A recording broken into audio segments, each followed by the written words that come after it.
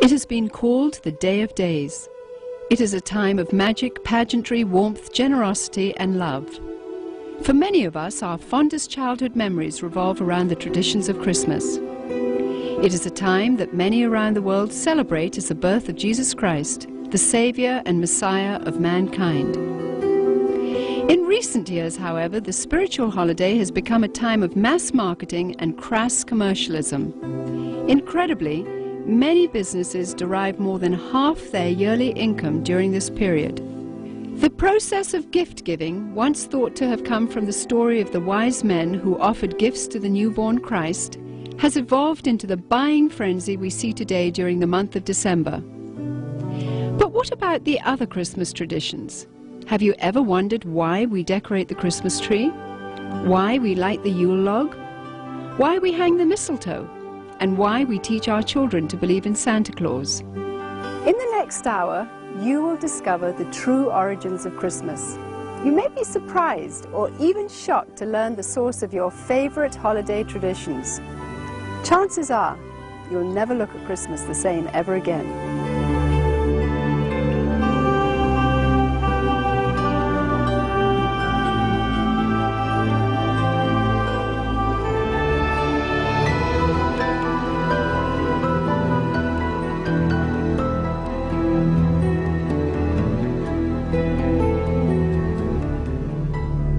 In the Northern Hemisphere during late December, the days are at their shortest lengths and the nights are at their longest. For those of the pagan world, this has always been the greatest time of the year to celebrate and practice the works of darkness. The pagan calendar identifies this period as the winter solstice. It was during the pre-Christian midwinter pagan celebrations of Scandinavia's Norsemen where today's Christmas traditions began. As a means of honoring the pagan sex and fertility god Yule, a 12-day celebration during the month of December was inaugurated. A large single log considered to be a phallic idol was lit on fire and kept burning for 12 days. Animal or human sacrifices were offered in the fire on each of those days.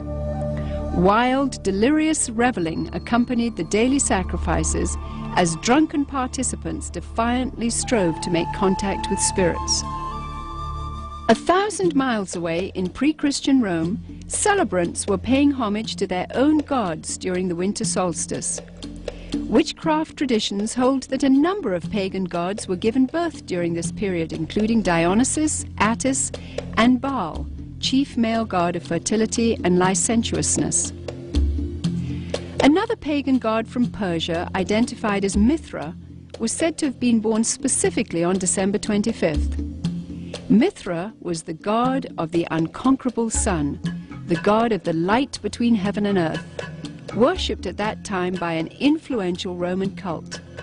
His birth symbolized an end to the long nights and a return to the dominance of the sun.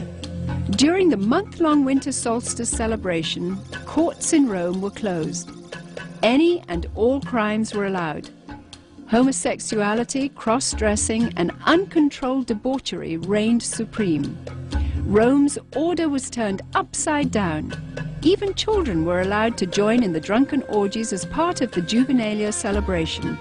By 270 AD, the Roman Emperor Aurelian had made it official, setting aside a 7-day period from December the 17th through the 24th, culminating in an exchange of gifts on December the 25th to celebrate the birth of the sun god.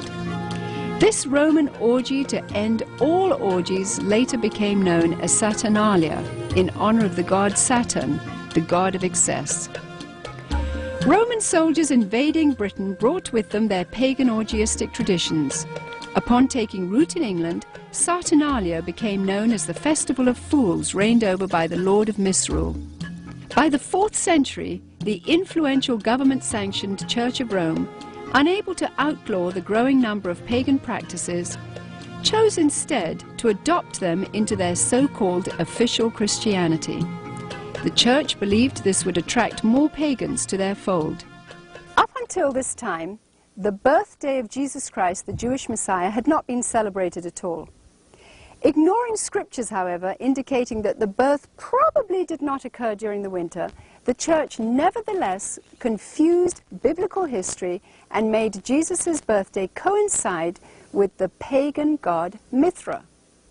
The birth date of the sun god had now become the birth date of the Son of God. It was hoped that the pagan celebrations of Saturnalia would merge into this new legally sanctioned form of Christianity.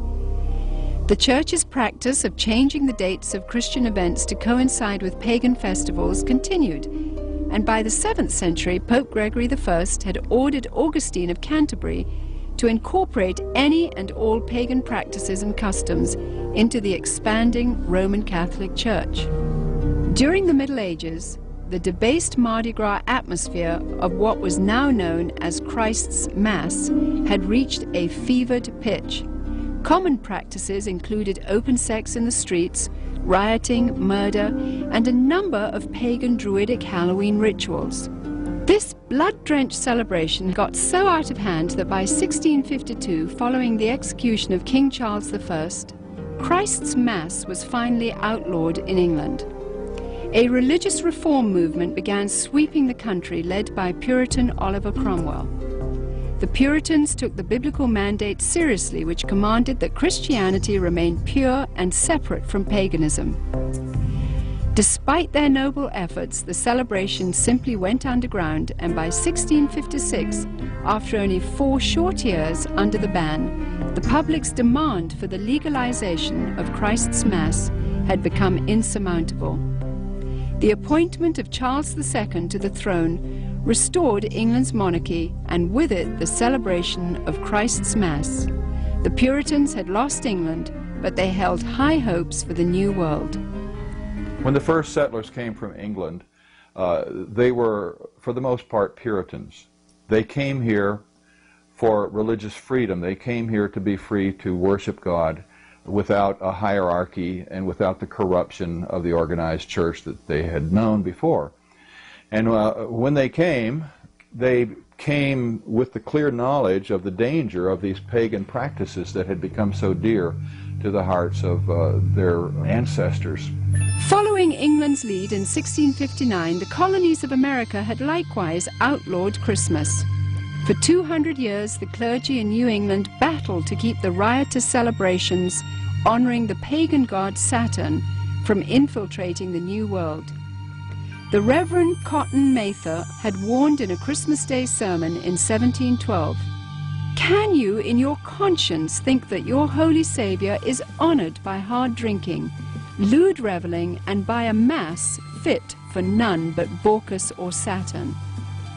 But the public's taste for sin and revelry persisted.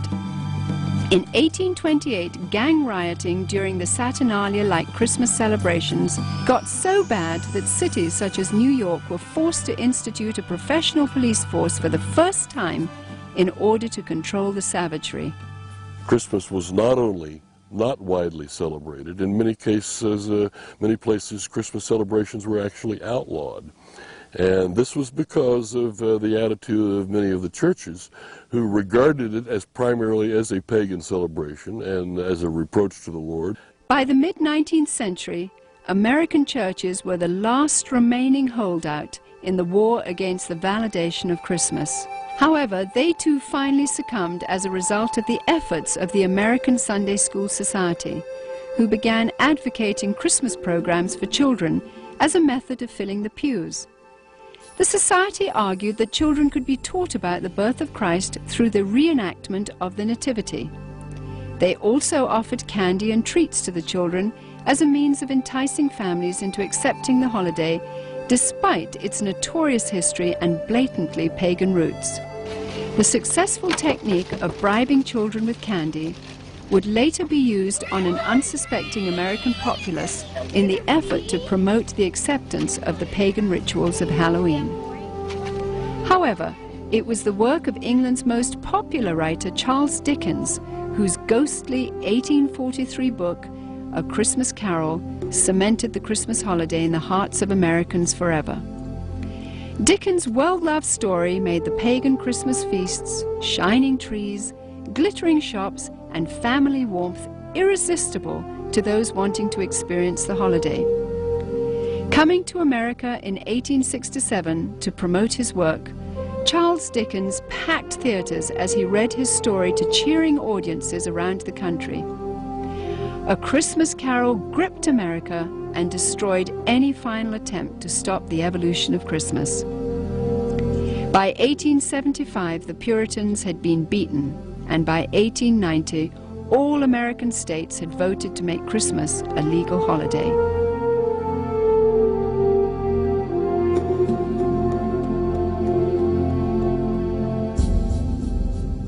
Today's tradition of the Christmas Yule log stems directly from the worship of the pre-Christian Scandinavian fertility god Yule.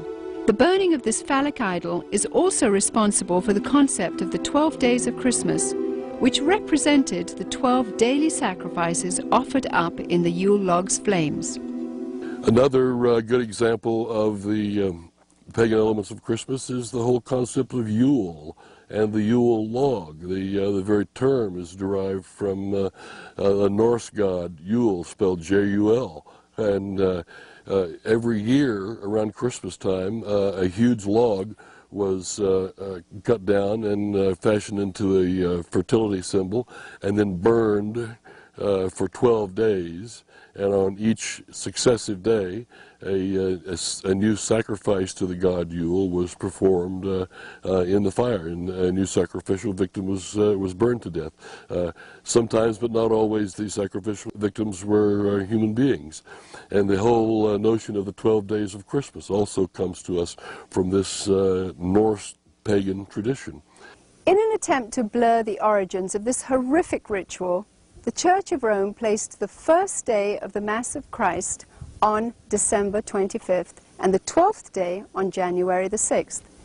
Despite no scriptural references for January the 6th, it was selected as the day the wise men supposedly arrived to offer gifts to the newborn Christ.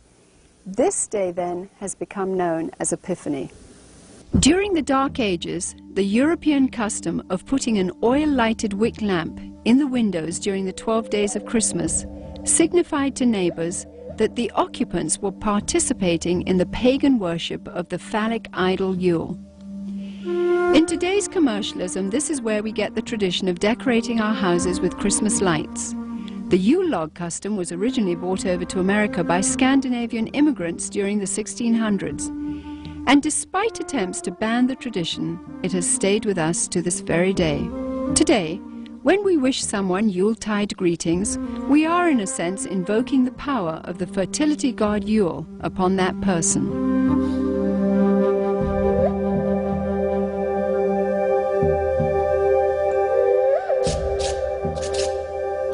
During the Saturnalia celebrations, holly and other greens were hung over doorways as part of a pagan ritual to ward off evil. To deck the halls with boughs of holly was to acknowledge the powers of the nature gods. According to Wiccan rituals, placing holly or other greens in the shape of a circle or wreath accentuated its magical power. Similarly, mistletoe, when used in the casting of Wiccan or Druidic spells, could render a woman helpless and open to sexual exploitation. This is where we get our custom of hanging mistletoe in doorways today, and if a woman is caught underneath, she may be kissed and must not resist. The fir tree, the mistletoe, all of these things typically come from overtly pagan traditions, typically from Northern Europe, German, Norse, and English. Likewise, evergreen trees have always represented sex and fertility in pagan cultures. During the winter solstice, trees would be chopped down, brought inside, set up, and decorated as idols for worship. The Christmas tree was regarded as a sacred tree.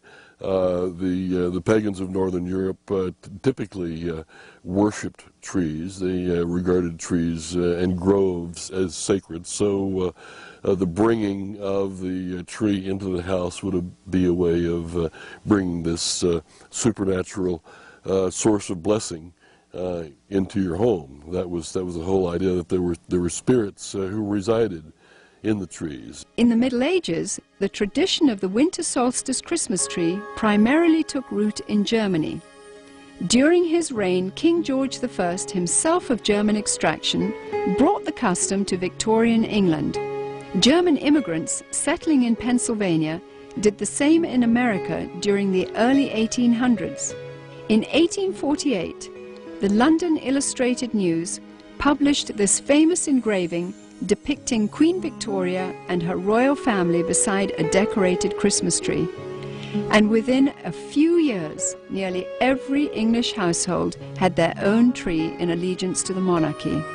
By 1900, the U.S. Forest Service estimated that at least 1 in 5 homes in America had adopted the Christmas tree tradition. Thousands of years earlier, God, speaking through the prophet Jeremiah, warned against this pagan practice in the Old Testament. Thus saith the Lord, learn not the ways of the heathen, for the customs of the people are vain. For one cutteth a tree out of the forest, they deck it with silver and with gold. They fasten it with nails and hammers that it move not. Be not afraid of them, for they cannot do evil, neither also is it in them to do good.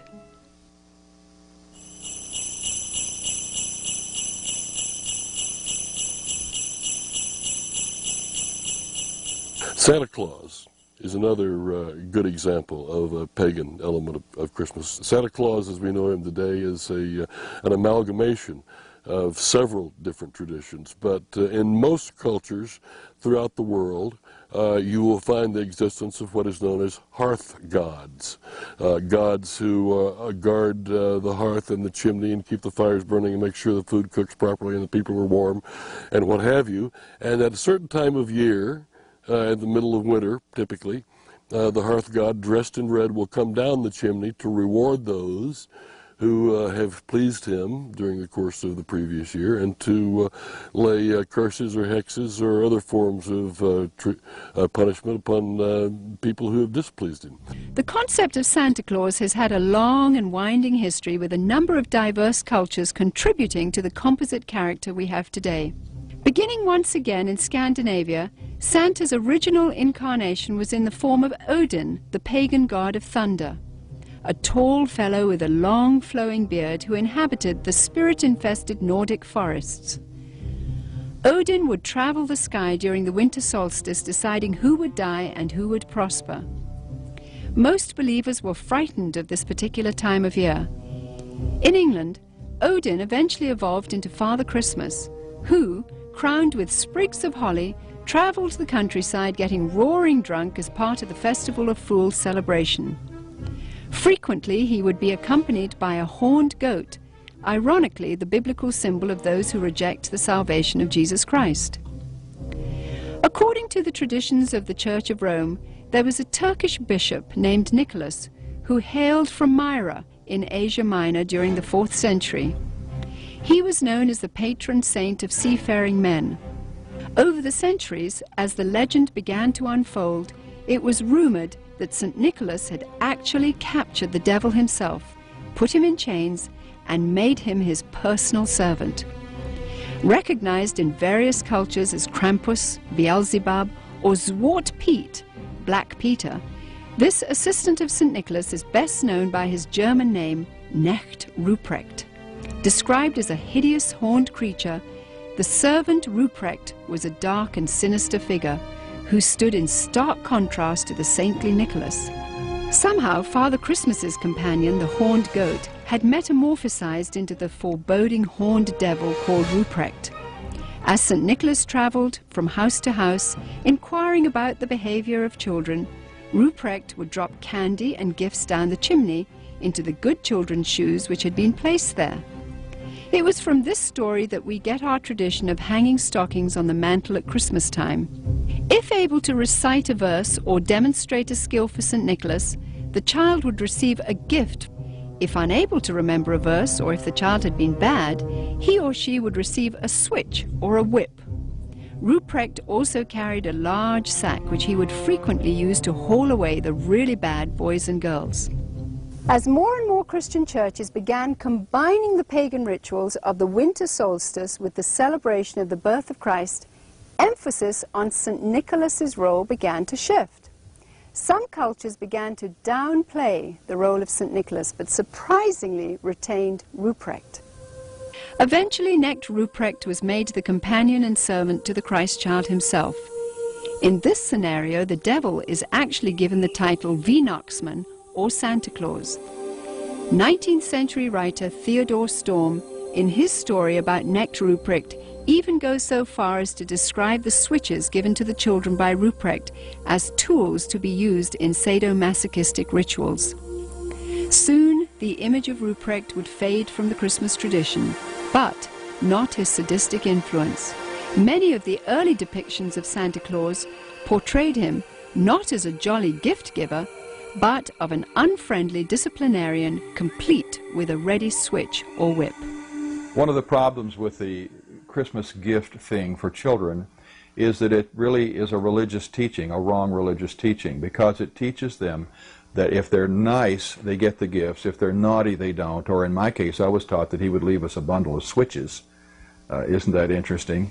It's a salvation by my own personal virtue. But there's a second thing wrong with it, and that is that they're going to get those gifts whether they're naughty or nice, because most parents love their children and wouldn't dream of, quote, ruining their Christmas. And they're not going to ruin Christmas. They're going to give those children the gifts anyway. And sooner or later, those thinking children are going to realize, I wasn't very nice, but I got the gift anyway. So it isn't important to be nice. It isn't important to do what is right and avoid what is wrong. German immigrants coming to America during the 1620s tried to influence the New World with the stories of St. Nicholas and his gift-giving companion, Knecht Ruprecht. But somehow the idea just didn't take hold until almost 200 years later. In 1819, America's best-selling author, Washington Irving, used his influence to promote St. Nicholas in a popular Christmas story titled Bracebridge Hall. Consulting Irving's writings, Episcopalian minister Clement Clark Moore penned a decidedly secular tale called A Visit from St. Nicholas in 1822. Later retitled The Night Before Christmas, Moore's poem was based on the tales of German and Dutch immigrants who had come to America. Intended originally only for his own children, Moore's story was published in the Troy Sentinel in New York and became an overnight sensation. Gone were the bishop's remnant of St. Nicholas. He was now a jolly old elf imbued with supernatural powers. Moore had also replaced Nicholas's companion, the horned Knecht Ruprecht, with 8 horned magical reindeer. As the popularity of The Night Before Christmas grew, Moore became increasingly concerned that the story's emphasis on the supernatural and its disregard for Christ would reflect poorly on his position as a minister. As a result, he refused to take credit for its creation until the story became so popular that he could no longer resist. 40 years later, illustrator Thomas Nast, political cartoonist for Harper's Weekly, seared the image of Santa Claus into the minds of the world by creating a drawing which combined Moore's jolly old elf with images of St. Nicholas taken from his own native Bavaria. By 1880, Santa was a thoroughly secularized folk hero who had become increasingly irresistible to retailers worldwide. One factor that has contributed to the paganization of Christmas, the complete paganization of Christmas, has been the element of commercialism. It may seem odd to think of it in that context, but remember that Christ himself identified the love of money as a spiritual force in and of itself. And where it comes into play, it has a kind of naturally hostile effect on the gospel and the Christian faith. So the commercialization of Christmas has helped to highlight the pagan elements and to drive the overtly Christian elements further underground. To me, the most obscene thing about Christmas celebrations and customs as we know them is that as a result of these things, Jesus is displaced in the hearts of children by Santa Claus. The love, affection, appreciation, trust, the desire to emulate, these things that they should have in their hearts and minds as growing children for Jesus himself, to whom they owe everything, Instead, this has been stolen. This has been raped out of their hearts, in a sense, and displaced by the myth of Santa Claus. He takes the place of God or of Jesus Christ in the special world that is Christmas. He has supernatural knowledge of your history. He has supernatural knowledge of your present, of your attitudes. He's keeping a list. He knows who's naughty and nice. Your parents don't even know that. He's obviously got some conduit to knowledge that is beyond the human, and he flies through the air, capable of visiting every place on the globe in the course of a single night. In many, many ways, Santa exhibits supernatural qualities that provide a kind of a surrogate deity or a substitute for God or for Christ. Myths, by definition, evolve and change, and things are added. We used to have a Santa Claus figure that was confused with St. Nicholas and confused with other pagan figures, and then somehow he evolved through the drawings of Thomas Nast and others into what we see today, but he had a sleigh with 8 supernatural reindeer that can fly. And so the Christmas traditions that are pagan continue to change. But the truth of Jesus, the truth of the Incarnation, the truth that the Word was made flesh and dwelt among us, never changes, never will.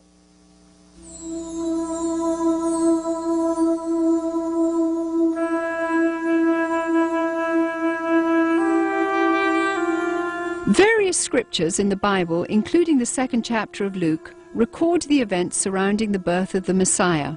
A decree from Caesar Augustus had gone out, requiring all people to return to the city of their origin for taxation purposes.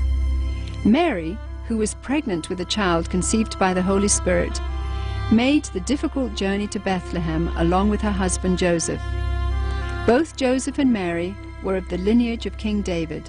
Upon arrival, they found all the inns to be full, but were provided with a stable where Mary could have her baby.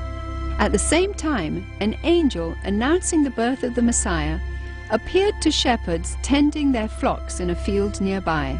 The stunned shepherds hurried to Bethlehem and found the baby Jesus lying in a manger just as the angel had declared. Although traditional nativity scenes place 3 wise men at the stable at the time of Jesus Christ's birth, according to Scripture, these wise men visited Jesus later at his home. Because 3 gifts are named, gold, frankincense, and myrrh, tradition says 3 men gave them, but exactly how many wise men visited Jesus is not known. The birth of Jesus Christ miraculously fulfilled a number of Old Testament prophecies about the coming Messiah, including that he would be born in Bethlehem, that he would be born of a virgin, and that he would be a descendant of King David's. The concept or the idea of celebrating the birth of Jesus once a year had apparently never occurred to the Church Fathers. In the first 3 centuries of the Church's history, there was no such thing. And I think God perhaps very carefully avoided telling us in the Scriptures when he was born. We can be sure of one thing: it wasn't in late December, and because in the first place shepherds don't abide by their flocks in the fields by night in late December. It's too cold. They take them out in the morning to pasture, protect them while they eat all day, and then bring them back in at night.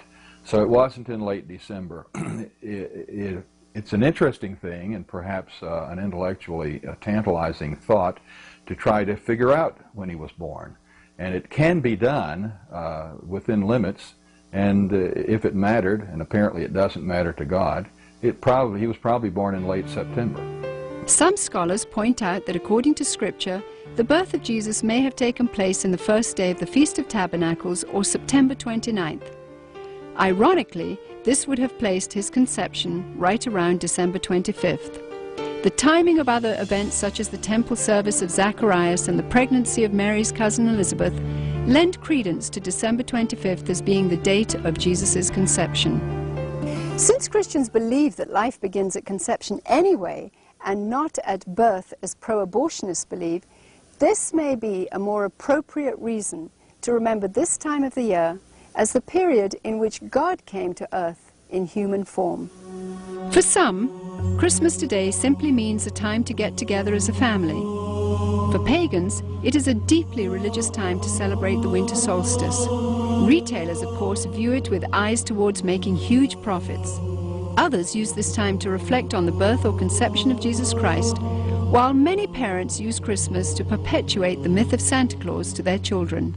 In order to carry on this myth of Santa Claus, we must lie to our children. We must deceive them. We literally must lie to our children. And one of the wonderful things about children is that they naturally believe everything that we tell them when they're small. They trust us to tell them the truth. And if we deceive them in this way, it has to be destructive, because at some point in their future lives, they're going to wonder if other things we told them were true. The things we told them about the Lord, were they really true? It plants the seeds of doubt. And anyway, it creates disappointment. It creates disillusionment. To my mind, the question is not so much whether to celebrate Christmas or even how to celebrate Christmas, but to be able to make any decision knowledgeably. Whether you celebrate it or you don't celebrate it, you should know why you're doing so. You should understand what the pagan roots of Christmas are, and with that knowledge, you can discount them or ignore them if you choose to do so. It is not the purpose of this film to tell you which Christmas rituals should and should not be practiced by you and your family. This is between you and the Lord. What Christians should be most concerned about, however, are the growing pagan influences infiltrating every area of our rapidly degenerating society. Recently, we took our cameras to the Nevada desert, where we witnessed 35,000 pagans from around the country participating in a week-long celebration of sex, drugs, and hedonism. Here, everything was permissible and encouraged, except for the adoration of Jesus Christ. In nearly every ritual performed, Christianity was mercilessly mocked and despised. Each year, the numbers of participants continues to grow. Its attraction is expanding worldwide as it recruits through the internet. It is sobering to witness what could be the wave of the future unfolding before our eyes. It is not only permitted in the public schools, in the government schools, to celebrate holidays.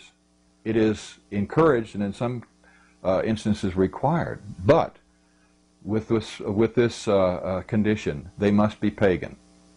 They must not be Christian. And Christmas time, they're certainly encouraged to put on Christmas programs and Christmas plays, but all references to Jesus, all references to the gospel, all references to the incarnation, all references to God must be omitted. They sing about Santa Claus, they sing about Rudolph the Red-Nosed Reindeer, and God only knows what else they sing about that isn't scriptural. Since the pagan elements in Christmas are so strong, and they provide virtually the entirety of the structure and the content of the holiday, there is no Christian element in the holiday. Therefore, it becomes the ideal, politically correct, culturally diverse, multicultural holiday for everyone. In the 17th chapter of John, Jesus taught that it was appropriate for his followers to be in the world, but not of the world, meaning that we should be involved in our world so as to have a positive influence, but not become corrupted by it. The mighty Joshua, in challenging his people, said, "Now therefore fear the Lord, and serve him in sincerity and in truth, and put away the other gods which your fathers served. Choose you this day whom ye will serve, but as for me and my house, we will serve the Lord." Rather than setting aside a few days of the year to remember the Lord, Christians should live with a day-by-day, moment-by-moment dedication of their entire lives to Jesus Christ. Then, and only then, will they be able to have victory over pagan influences and to have an impact on society for God the Creator. To those with a heart for evangelism, Christmas time provides a wonderful opportunity to tell others about the true gospel, about God's plan of redemption, and the real purpose for Jesus Christ entering the world.